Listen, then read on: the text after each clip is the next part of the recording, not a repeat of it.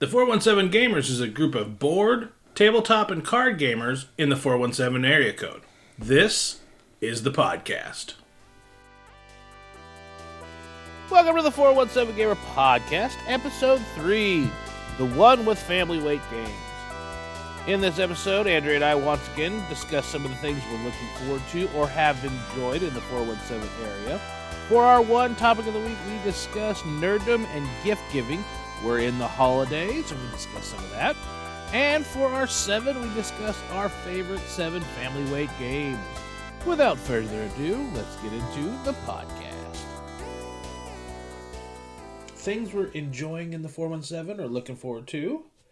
I am absolutely looking forward to Christmas time with the family. The Bagwells do it up.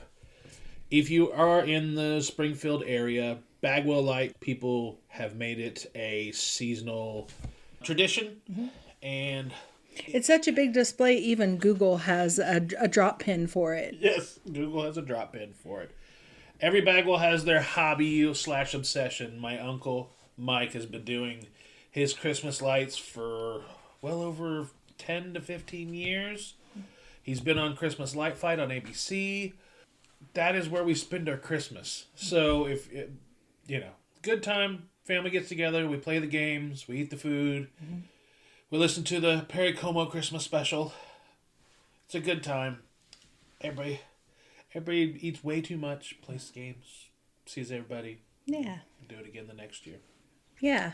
And we split up into different rooms and play games, and it's really fun. Yeah. It was the first time I'd ever played Wingspan.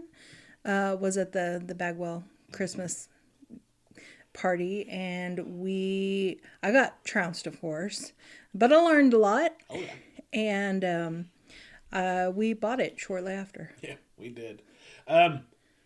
It's only been recent that we kind of split up into smaller groups. Usually the Bagwells like to play some big party games, and then after the Christmas special and people start stuffing their faces, some of us get together and start playing card games or board games, all in the same room, but that back room gets pretty hot with 10, 12, 15 people. Mm-hmm. So then people start kind of splitting up to go watch TV and watch, Christmas Story or whatever it is.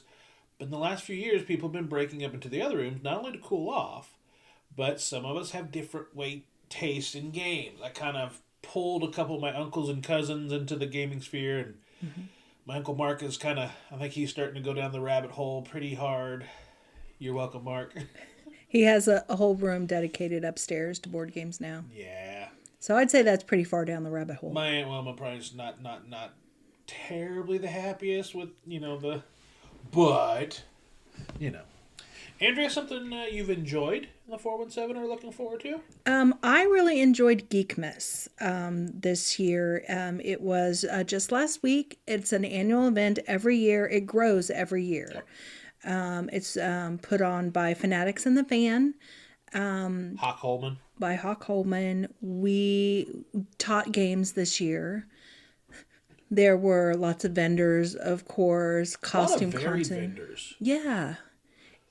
Almost like, not as big as VisionCon, of course, but similar types of vendor booths, a little bit of everything.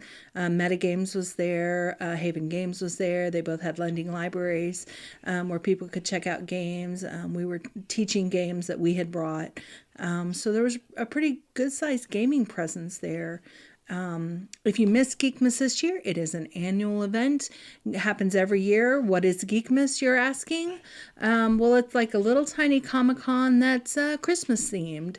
There was a Grinch there, and Santa was there taking pictures with the kids. And on Saturday, I think there was a Deadpool too. So there was a photo roll where you could have taken pictures with Santa or the Grinch or Deadpool or all three. Yes. But if you're a gamer, there were lots of games to check out. Some of the games that we taught were, let's see, what all? We brought so many games. Beano, Talk Woodsman, Pitch Car Mini, the Marvel Remix. We were going to teach some Terraforming Mars there for a minute, but then things started popping up and changing, and we had to change with. Yeah, some of the shorter games at those type of events seem to be a little more attendee friendly. They can just drop in, play a couple rounds, and then move on. But we can just show them the mechanics of the game, and we always have people who leave and are like, I need to get that game. So I really enjoyed geekmas this year. Like I said, if you missed it, follow Fanatics and the Fan on Facebook or Twitter or their website, and you can come next year. Sounds good. I'm looking forward to our Whataburger. We have 3 Whataburgers coming into the area, and we've discussed this between the two of us. I don't look forward to any fast food burger in town. It used to, Steak and Shake used to have a burger that I liked. Hardee's was okay. I haven't enjoyed a McDonald's burger in forever. That's just my personal preference. And we have a Whataburger going into Republic that opens in 2 days as of this recording. We have one that's going into Ozark that's supposed to open here a few weeks. And the one in Springfield is supposed to open, I think, by the end of the year. Or at least they're looking for staff by the end of the year to get them trained up. So that's going to be opening soon as well. But I will probably wait for a month or so for everything to calm down, because when Springfield gets a brand new, really, really popular food chain, the line wraps around for a good solid month. It's a pain in the butt to get into. And then you get to try it, or you can brave the line. I'm not going to brave the line. But I want to see what the burger's all about. Everybody's told me, if you go in the South, you got to have Whataburger. Well, I'll try it. I'm excited to try it. I hope it's a burger I want. Yeah. But I mean, I was told, Zaxby's was going to be great. It's good. I was told Cane's was going to be amazing. It was good. When we got the Krispy Kreme way back in the early 2000s, that thing was packed for like 2 months. The lines were massive. Oh yeah. And then I had their donuts. I'm like, okay, this is fine. Red's Giant Hamburger, when it came back, it was busy for a good solid month and a half. And then I finally went there. Their burger is good. Their sweet potato fries are really good. But their chocolate shakes are the best in town, I think. Oh, yeah. I mean, there might be like a gourmet restaurant in town that does a better chocolate shake. But as far as drive-through, I think that's the best chocolate shake in town. Yeah. Andrea, one more thing that you have enjoyed or looking forward to in the 417. I am looking forward to a crafting experience for our board game friends. Now, I'm not going to spoil it because I know that this episode is going to go up before Christmas, before we can give it to our friends. Yeah. But tune in to our next episode and we will explain in detail what it is we're going to do. Yeah. We ended up spending way more money on this little project than we thought we were going to. But it is gaming related. It is group gaming related. Yeah. Something that we can use and our friends can use. Something we're going to put our heart and souls and maybe some blood, sweat, and tears. Yeah. What's that spot? It's the blood. Yeah, the sweat and tears are over there. But stay tuned for our next episode to see how that project goes along or doesn't go. Yeah. No, it's going to go one way or the other. I like your optimism. I'm going to go with that. So that's 4 things that we are doing up in the 417. Let's go on to our one in the topic of the week. This episode of the 417 Gamer Podcast is sponsored by Moon City Con 2023. Moon City Con is Springfield's premier board gaming convention. Tickets will go on sale January 15th. For more information, head on over to their Facebook page at facebook.com/MoonCityCon or to their website, mooncitycon.com, the premier board gaming convention in Springfield, Missouri. Topic of the week is giving gifts and your nerddom. A lot of us have our hobbies, and you want to enjoy the hobbies with the family. I will give you the one warning I'm going to give you. If you've given your hobby-related gifts to your family, and they don't use it within a year or two, they're not into it, and they're not going to come with you. Yes. I've tried to give really light gifts, game gifts, to some family members, and they're not receptive, and that's okay. I tried. And if you've got family that are into cooking, maybe you give them an oven mitt that's a Star Wars or board game theme or something like that. But I would say if you have family that kind of like your nerddom, great. Yeah. But if they're not receptive, don't push. It'd be just the same as if they were into motorcycles and you weren't, and they were trying to give you a board game themed in motorcycles, and you're like, I think that's pretty standard. All of us have something that we're very passionate about, and we want our friends and family to also be passionate about this thing that we love. Sure. And so we try and draw them in, and sometimes they like it too, and sometimes they don't, and that's okay. On both sides, though, yes. A lot of the time, it's they want to engage with you or you want to engage with them. It absolutely comes from a place of love, and I know it does. Mm-hmm. Now, that being said, now we look into the actual gift giving. In the previous segment, Andrea said we just came out of Geekmas. It was a great spot to look for gifts. So if you have friends that are in the nerd sphere, maybe look for something adjacent. If you have a friend that's a board gamer, they probably would appreciate a board game from you, but at the same time, they probably have a healthy collection. Maybe look at something adjacent. Dice bags, dice towers. Magic tape. Magic tape. The Hugo's magic tape that sticks to itself. That's nice. Card sleeves. Trays. There's a local company, Grimbeard Leather. He does the snap together leather little rolling trays and dice trays. Those are really nice. Mm-hmm. But Yield Lasersmith. Oh, yes. They have so many game-related items. We participated in one of his workshops where you were given all the pieces and you put your own. It was a beer mug combined with a dice tower where you drop it in the top and it comes out the bottom. So cool it's really and cute. Fun. Yeah. And it looks good just sitting on the shelf. But that also segues into, it doesn't have to be board games.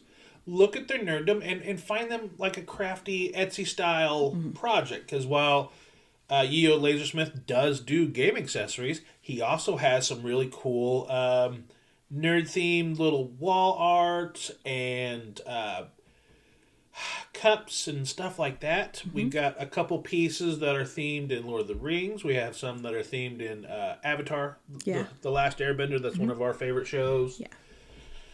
Yeah.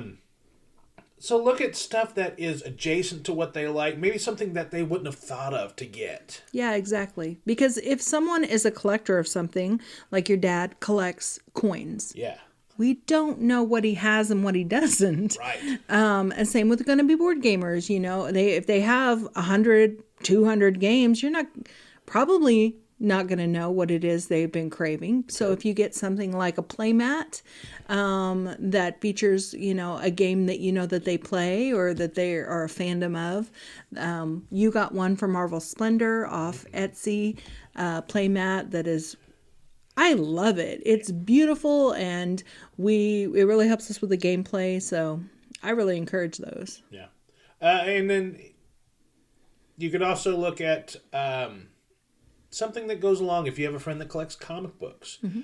Backs and boards are always nice. Long boxes, things to store, things to, gift cards are always nice. Yes. And a lot of times, sometimes people think that they're impersonal and impractical, but man, they're really nice when you don't know what they have, don't know what they need. I still remember the first time I got an Amazon gift card as a gift when Amazon first became popular. I was like, what is this? And then I went to Amazon and I was like, oh my God, there's so many things to buy. And now you can't stop. And now I can't stop. But yes, I do not find a gift card just something I use to be in poor taste or impractical because I know I'm going to use it and I appreciate it. Yeah. Also, look at your friendly local game stores and your friendly local mom and pops and think about a gift card from them. All the money that you spend with them stays in the community. Yeah. So if you are going to get a gift card for a board gaming aficionado, maybe get him a gift card from a local game store as opposed to Amazon, which I just promoted. I understand. Amazon crosses a lot of a lot of different things. Yeah. But we like our friendly local game stores here in the area. Like Metagames is a great store. C&K up in Bolivar, Cards and Stripes in Republic, Haven Games down in Nixa, and so many more. Yeah. They have a lot of good options, but also they support a lot of the local crafts. So you have Hedgecraft. She does a lot of knitted dice bags. Mr. Buck is our old man dog that's hacking in the background. Yeah, that's not us. He's okay. He is Lasersmith. He is okay, folks. Grimbeard Leather, we mentioned them. Far Out Treats, she does the freeze-dried candies. Those are really cool. Yeah. They had a booth at Geekmas. And don't forget your local artists. You have Potbelly Mammoth. He has Mammoth Inc. And then Gary Bedell Designs. He does some awesome stuff. So keep it local if you can. And think of your family and friends and think of how would you want them to gift to you, and keep that in mind. I agree. So those are some ideas, tips, tricks, and whatever for gifting in the holidays. Are you ready for a top 7? Always. All right, let's do a top 7. You're listening to the 417 Gamer podcast. To follow the 417 Gamers, they're on Facebook at facebook.com/417gamers. And if you click the sign up tab, if you're in the 417 gaming area, we'll link you up with the group and maybe you can get your game on with the 417 Gamers. Now, on to our top 7. The 7 in the 417 podcast is for the top 7 in a given category. We're looking at our top 7 family weight games. Andrew, you want to start off on this, or you want me to? Me? All right, number 7 is Wingspan. This is a little heavy for what I would usually consider, but I've seen it succeed far more than I ever thought it would. I've seen far lighter gamers come into this, play the game, and come away going, wow, I want to play that again. And whether they got their butt handed to them or not, the art is amazing. The actions tied to the birds are very much accurate to what they do out in the wild. The actions are interesting. Every round, you might not have the most glamorous action that you need to take, but you generally have quite a few cool actions to take. And by the time you get through the first round, you know what to do. By the time you're out of the second round, you know what you should do. And it always leads first-time players walking away going, wow, that was amazing. I'd play that different. But Wingspan is published by Stonemaier Games, and it's designed by Elizabeth Hargrave. I remember the first time I played Wingspan, as I mentioned earlier, it was a Christmas family get-together. And I will admit I was in way over my head. I floundered my first playthrough, and I, at the end of the game, was talking to your cousin. I was like, how did you get so many points? And, but I was interested enough in the game to want to play it again. And like I said, we bought it because I love animals, and all of the birds, the cards are, what does a bird eat in real life? How do they nest in real life? Those were all integrated into the game so well that I was hooked. Yeah. What's your number 7? My number 7 is Marvel Splendor. Splendor, the first time I played it, I was like, yeah, I like this game, but I wasn't passionate about it. Yeah. Marvel Splendor, I am passionate about. Yeah, you are. I love it because, and if you haven't played it, it is very much the same. You're still collecting the different colored chips. You're still trying to get the nobles, except instead of the nobles, they are Marvel locations like Nowhere or Asgard. And the chips, of course, are the Infinity Stones. You must collect all Infinity Stones plus a time stone and have 16 points to win. So the best thing about this game, in my opinion, besides the theme, is the cards. They look really good. The art on them is amazing. And the characters on them are fantastic. They're a deep dive. To have enough cards to fill out the whole game, they had to do a deep dive into some of the smaller characters that you might not be familiar with, like Spider-Ham, the little pig in the spider suit, some of the lesser known characters. And for everyone that is a Marvel fan that I've played this game with, they're more interested in the cards and the characters than the gameplay. And they're just as infatuated with putting together their Avengers team as they are trying to win the game. So I absolutely recommend this. I also like this one. The part that you said about building your own team, I think that's really cool because, especially when somebody's just learned it, if they look around and they're like, oh, everybody's beating me, I just tell them, hey, start building the team you want. Start building for the Marvel characters you'd want in your team to go after the Infinity Gauntlet. Yeah. But, yeah. Good pick. Number 6. I'm going with 5 Crowns. This is I think this is published by Set Games. 5 Crowns kind of matches a little bit of Rummy and Phase 10. This plays like more of an old school card game. There's 5 suits. They go from 3 to king. You play, 15 rounds?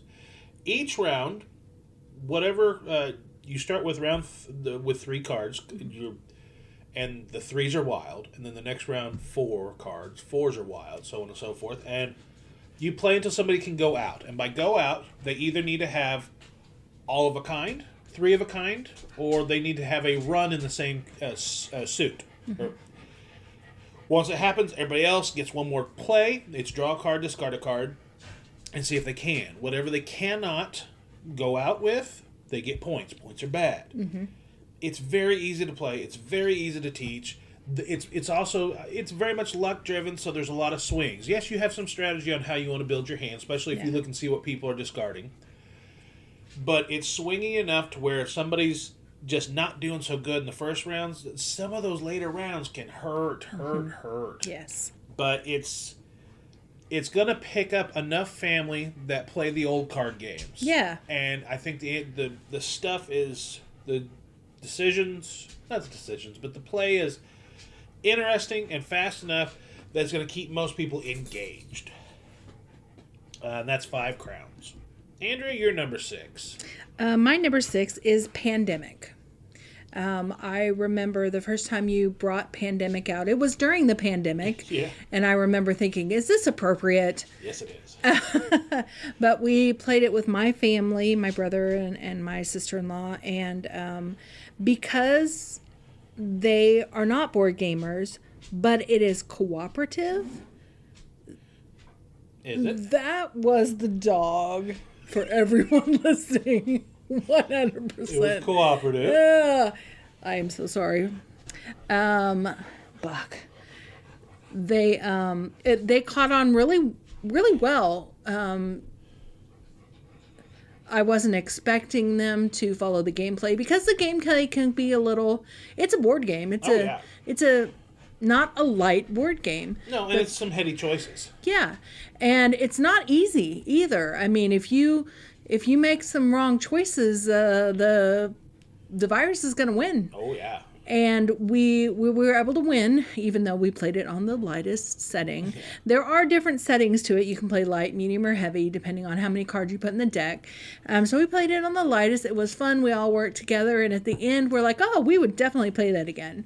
So I would recommend it if you have some family members that aren't board gamers, but you want to work together to achieve your goal. Understood. Number 5. Number 5 for me is No Thanks. When I purchased it, it was published under Z-Man, but I think it's Amigo right now. No Thanks is a very, very easy card game. It's cards that are numbered, I want to say 1 to 35, 36. There's a deck of cards, you shuffle it up, you take 3 out. Everybody starts with 11 chips, and those chips are worth negative points. Points are bad. You flip over a card and start with a player. If you want the card, you take it. You take points, which are bad. If you don't want it, you say no thanks, and you put one of your chips on the card. You keep on doing that until somebody takes it. It's a game of chicken. I love the game of chicken, especially in this card game. And the one trick is if you can get chronological cards, they stack, and they become whatever the lowest card value. But they have to be the very next card. So if you've got 21, 22, 23, that whole stack of cards is just worth 21 points. Yeah. But that also means when the 24 comes out, that's free for you. Right. But it's going to hurt others. So do you go ahead and take it because it's free, or do you try and say no thanks and load it up with some chips to maybe take down your score some more? But that's where you also have family members that, want to see the world burn, and that's fine. That's funny. Where they see the chips loaded up and go, nah, you're not getting that. I'm going to take it. I love No Thanks. It plays really easy. It plays, I think, 2 to 5. Light game. And sometimes those little filler and icebreaker games are perfect for family. Yeah. Andrea, you're number 5. My number 5 is Ticket to Ride. We have several versions of Ticket to Ride. We have the original, which plays 4 or 5 players? Plays 5. 5. We have some of the smaller 2-player games as well. I recommend the 5-player game for your family. It's light enough that someone who's never played a heavier weight board game would understand. And it's interesting. You've got the little plastic trains that you put on a little map, and who wouldn't like that? It looks really cool. It's fun to play. There's interaction with the other board players because you're like, oh, I was going to put my train there, and so it's interactive. It's fun to look at. It's light enough anyone can play it. Like you said, it plays five people. I'd say it plays maybe 8 and up.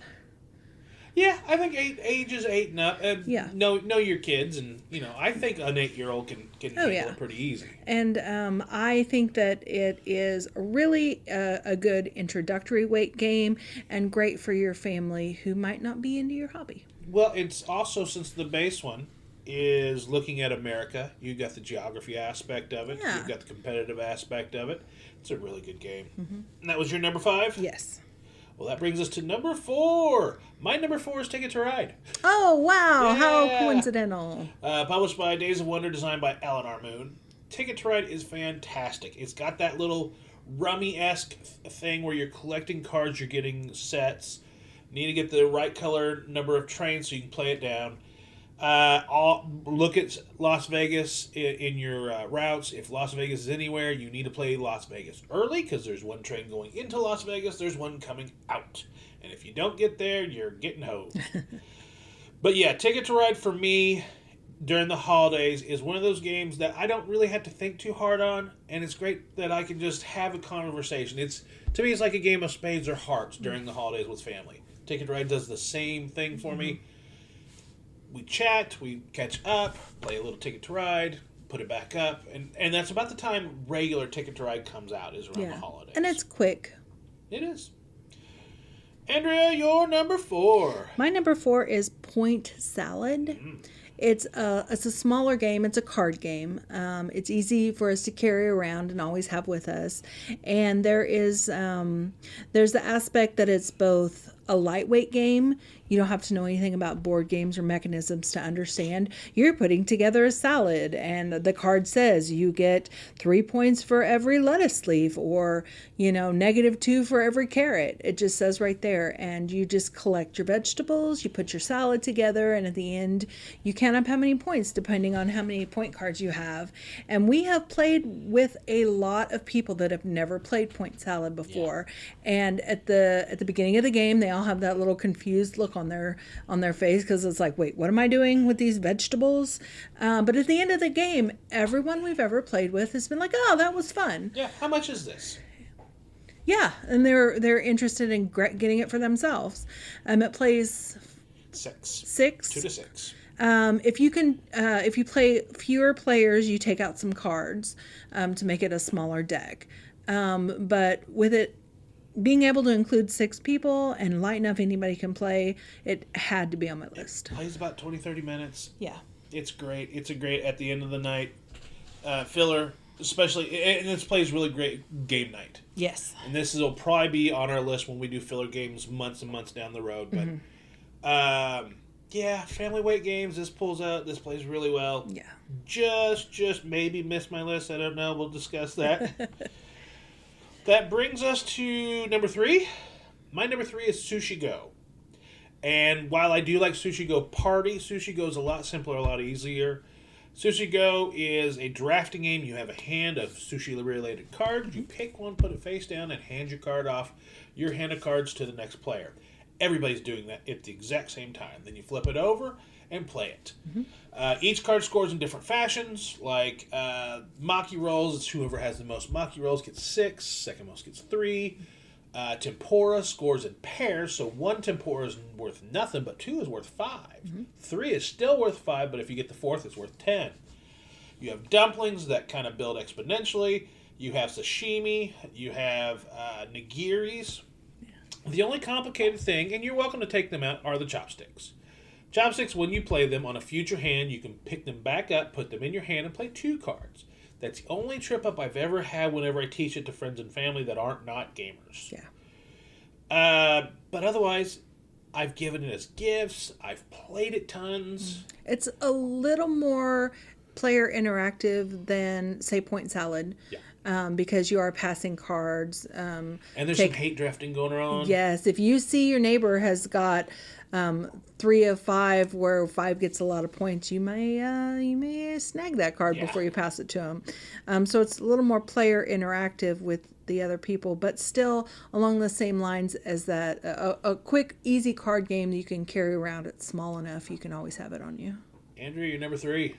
Number 3 is Wits and Wagers. I know we've talked about this on an earlier podcast, but I love everything about this game, especially in the category of family weight games, because anyone can play it. Yes. It is educational. We always learn a lot of stuff whenever we play it. You can theme it if you want to for different things. Basically, you've got a score tracker out in front of you, and you get a card, and there'll be a question like, how much was a brand new refrigerator in 1955? And you all guess, and you lay your cards down and you put them on the betting wheel, and then you don't have to bet on your own. If you're like, oh, I think it was $250, you can bet on someone else's guess. Yep. And whoever, then we'll reveal the answer, and whichever was the correct answer, those are the ones that pay out. So you're not penalized if I guessed $5,000, right, and I was completely wrong. I don't lose any points for guessing wrong. The only way you win points is to bet on the correct answer. So it's fun. You're like, oh my God, I never would have thought it was $100 for a brand new refrigerator, or the questions are interesting. Kids can play.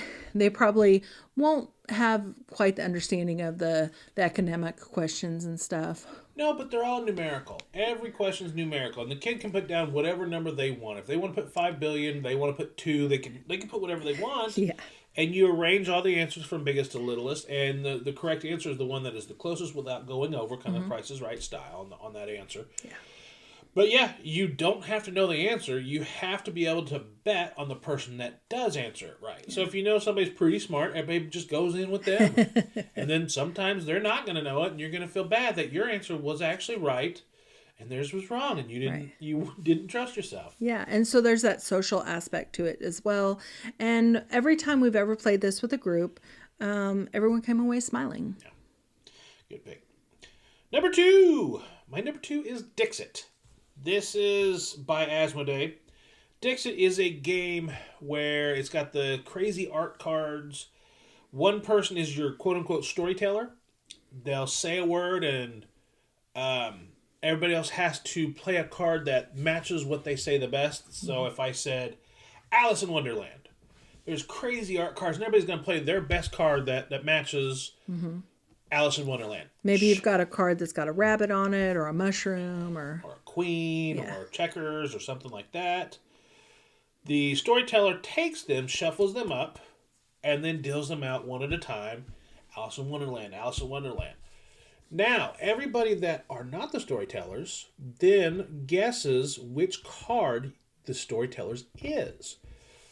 If everybody can guess the storyteller's card, the storyteller gets no points, but everybody else does. Yeah. So the storyteller doesn't want to be exact, but if nobody can get the storyteller's card, then the storyteller gets no points as well. So as a storyteller, you have to walk that line. You want people to guess your card, but you don't want everyone to guess your card. Yeah. So, but if you can get at least one person to guess your card as a storyteller, you get 3 points, they get 3 points. Then every other player that got the other opponents to guess their card as the quote-unquote storyteller's card, they get points for that. Yeah. And everybody takes turns in succession being the storyteller. Fun game, amazing art, and it allows players to take the reins on how they want to introduce their cards. If you have somebody that's big into books, they'll Fahrenheit 451. Yeah. Or if you have somebody that's Harry Potter, you'll be like Gryffindor. Yeah. Quidditch tournament, something like that. Marvel, you can be like Cyclops or something like that. Yeah. You put your card, or you wait for everybody, shuffle it up, and play it out. It sounds complicated, but once you've played one round, you really get into it. And the cards are cool. Yeah, the cards are very cool. I've got the base game, and I've got 4 expansions shoved into my Dixit game. And I've only had one player not care for it. And I've played with tons of people. Yeah. And it goes over really, really well. Yeah. Is there a cap on how many people can play? 6. 6 out of the base game. Gotcha. Andrea, your number 2. My number 2 is a new game for us. It's only come out recently, but it's Ready, Set, Bet. Yeah. It is a fantastic group game. Yeah. The more players you have, the better it plays, actually. It plays up to 9, so it's something where you can get more people in. And I promise you that everyone you get in on this game is going to have fun. It's a very simple mechanic. You roll the dice, you roll a 7, the number 7 horse goes. You roll a 2, the number 2 horse goes. Which sounds super simple, but I promise you, about halfway through this betting track, everyone's going to be on their feet. Come on, number 6, because you put your bets down on who you think is going to win before they cross the betting line. And then once they cross that betting line, all your bets are down. So now all you have left to do is root for your guy to go. Yep. And even the hardcore gamers who are a little, a little jaded, like, oh, that's not a real board game. They get into it too. And that is something that makes it good for everyone. Even someone who's never played a board game can catch on to this immediately. There's no real learning curve to it. You think number 7 is going to win, you put money on the number 7.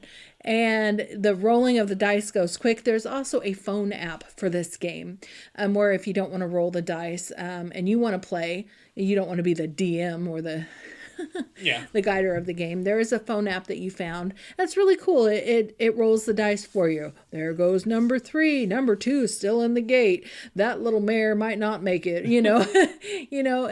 It's cute. I think the rolling the dice adds a little real time to it. It makes it a little more player interactive, but we really enjoy it. And everyone that we've played with liked this game. Ready, Set, Bet's gone over really well. That brings us to number 1, and my number 1 is Splendor, and it's regular Splendor. Splendor is designed by Marc Andre. It was published by Space Cowboys through Asmodee.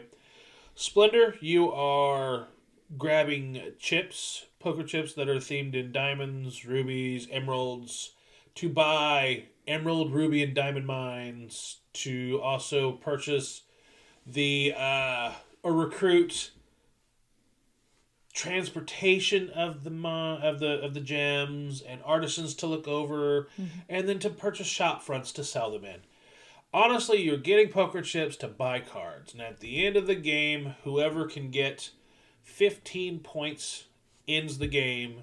Everybody gets equal number of turns, and whoever has the most points wins. Sure.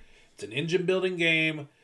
The theme is not there. It's an engine building game. It's for when it came out, I played it with family, I played it with friends, and everybody just loved the game. It's a great intro to engine building. Because every time you buy a card, at the top right, there's a gem associated with it, and that's a discount to all your future purchases. Eventually, at a certain point in the game, there's a lot of times where you can just get free cards. You won't have to spend any of your gems because you've built up such an engine that you're just getting free cards. It's a fun game.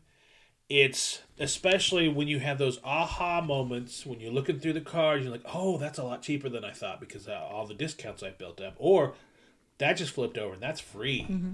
Or you're looking at it, looking at the points, you're going, wow, they're really ahead of me.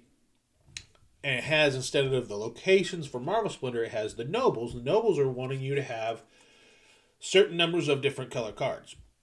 So like Queen Elizabeth is maybe wanting somebody that has 3 red, 3 blue, 3 green cards. Mm-hmm.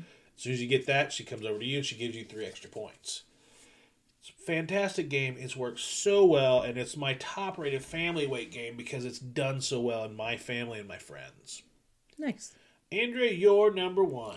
My number 1 is also a fairly new game to us. It was a play-to-win game at Geekway to the west up in St. Charles by St. Louis. It's called Savannah Park. It's such a simple game that anyone can play, and the rules are simple enough. Anyone's going to get it. Board gamer, family members, even little kids. Yeah. You're just counting animals on a tile. But there's enough puzzle aspect to it. It's a tile laying game.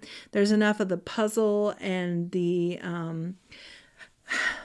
I still make mistakes. We've played this game so many times that I still make mistakes. I was like, oh, I want to play it again. I want to get that puzzle right. I want to maximize my points. Basically, the game is it's a little African park. The tiles have elephants or antelope or giraffes, rhinoceros, emus, and they are on these tiles, and you start the game with all the tiles flipped upside down, basically. Sandy side up. Yeah. And then as you go around the board, each player picks a tile that they want to move. By the end of the game, all of the tiles will have been reshuffled. Mm-hmm. And then you count up your points depending on how many of each animal species are by a watering hole. Biggest herds by watering hole. Yeah. So you have 5 elephants by a watering hole, you get 5 points. You have your grouping of 5 elephants by 2 watering holes, you get 10 points. So you've got to get that puzzle just right to maximize your points. The hurdle to the game is that there are fire spaces. Forest fires. There's one that has 1 brush on fire, 2 brushes on fire, and then a third spot that has 3 brushes on fire. If at the end of the game you have a tile that has 3 animals by the 3 brush fire, they run away and you get no points. And you're like, oh, that seems simple. But I swear, every time I mess that up, and I look up, I was like, oh no, I have got 3 animals by the 3 brush fire. And they run away and I get no points. Yeah. So it's more complicated than you think. But everyone we played this is like, oh, that was a cute little game. And it's family weight enough that I would take this to play with my mom, my brother, my niece, anyone can play this game. And there's enough puzzle aspect that even for the hardcore gamers, it'll still keep them intrigued and keep their interest through the whole game. So I really recommend it. Yeah. That is published by Capstone Games Family Line, and it's designed by Michael Kiesling. He's the one that does Azul. Yes. Fantastic game. Yeah, we played the heck out of that one. Yeah, we have. So that's our top 7 family weight games. In the expansion episode here later in the month, we'll tell you our next 7, so that'll be 8 through 14. Mm-hmm. But until then, if we don't hear from you, don't hear from us again, have a Merry Christmas and a Happy Holidays. Merry Christmas. The 417 Gamer podcast is recorded and produced by Rick Bagwell and Andrea Smith. Heavy breathing was done by our 70-pound Aussie mix, Buck. Intro song and outro song, Kind, Gentle, Beautiful Person, and Making Up for Lost Time was made by Orgron and Repka. For links to those songs and our show notes, head over to the Facebook page at the Hobby Gaming Network, or also we're posting those notes with our Instagram post on the Hobby Gaming Network. You can find the show on Facebook, Libsyn, Stitcher, Spotify. Until next time, have fun gaming in the 417. We'll see you then.